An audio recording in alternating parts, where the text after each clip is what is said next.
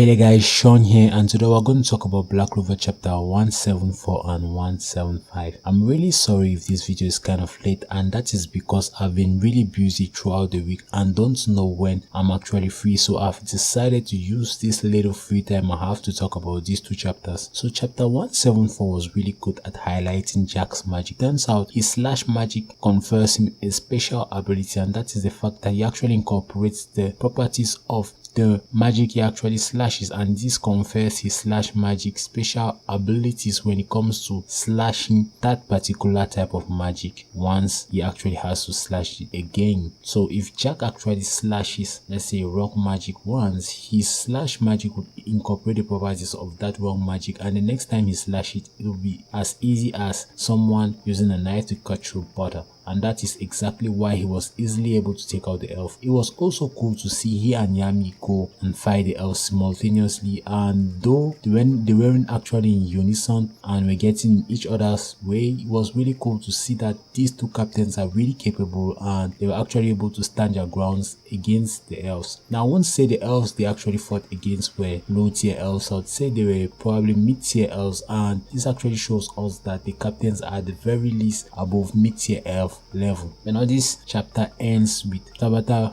reiterating the sense of urgency and the sense of danger that's actually lurking on the royal capital of the Clover Kingdom. Not only did Yami and the others try their best when it came to fighting these elves, but in the end, he, Finral, and Jack noticed that the mana that is emanating from that giant floating dungeon is on a whole different level compared to the mana emanating from the elves they just fought, and that is really problematic. Cool thing is the Silvers return together with the Vermilions, and the Royals are their best bet to fight against the elves. The other thing I actually found interesting about chapter 174 was the fact that the elves have actually infiltrated the royal capital already. We knew about Latri, who was Beatrice's cousin, and he's the one who actually possessed Languis. Now we already knew ever since that Languis was kind of possessed because the mana emanating from the people of the White Knight Demon Eye, that is the three bosses of the White Knight Demon Eye, was also emanating from his body when he fought against his brother, and it was obvious at this point that he at some point was gonna, pop up in elf mode. So I wasn't surprised to see Latri a couple of chapters back, but it turns out other than Latri, many of the elves that were actually from the Golden Dawn made their way into the royal capital, and some of them were even able to make their way into the king's chambers, which was really irritating, since at this point we do not know what they've done to the king. We already had the wizard king taken out, and if the king is also taken out as well, this could actually throw the whole kingdom in disarray, since those two are the pillars of the organization within the Clover Kingdom at the moment. So I was really disappointed with the fact that it was really easy for the elves to actually make their way to the king's chambers, and not only were they able to make their way to the king's chambers, but they were also able to make their way into the House of Silver, and that is how they actually met Solid and Nebra. And in chapter 175 we see that, in chapter 174 in particular, we see that Nebra is easily taken out. Now I've always said this, that Nebra's mist magic is kind of good for support but not really good for offense, and this guy that actually uses compass magic is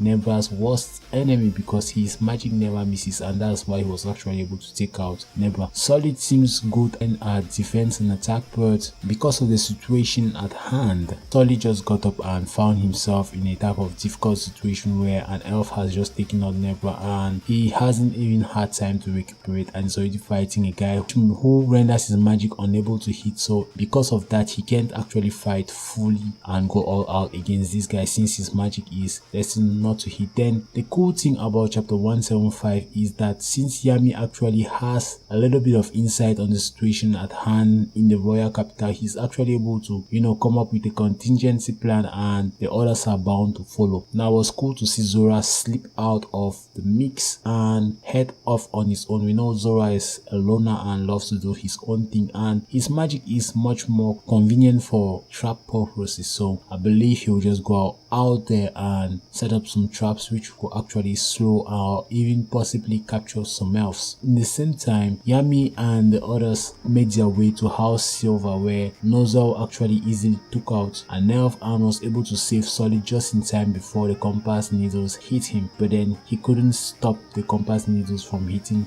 Nebra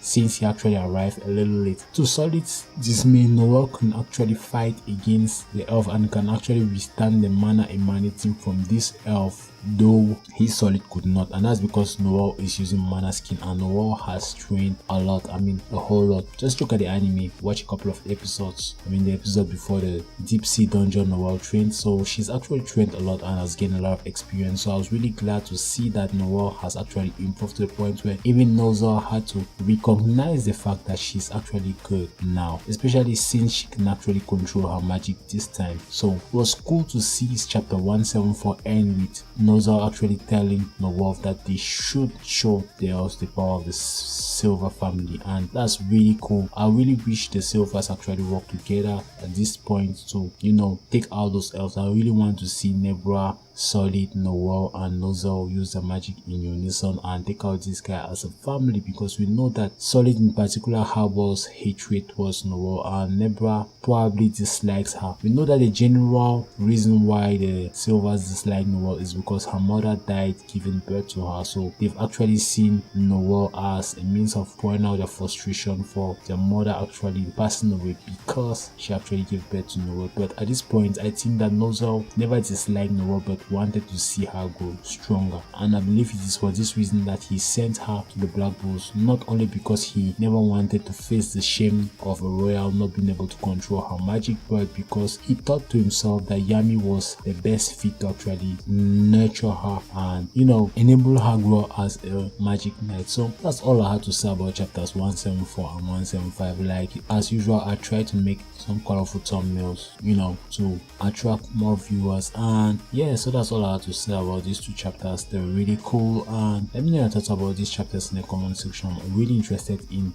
what you guys found really interesting about the two chapters. I was really impressed with the way they were handled, and I hope things get a little more interesting from here. So that's all I have to say. If you're new to the channel, please drop a like and subscribe if you haven't already, and I'll see you guys real soon. Bye guys.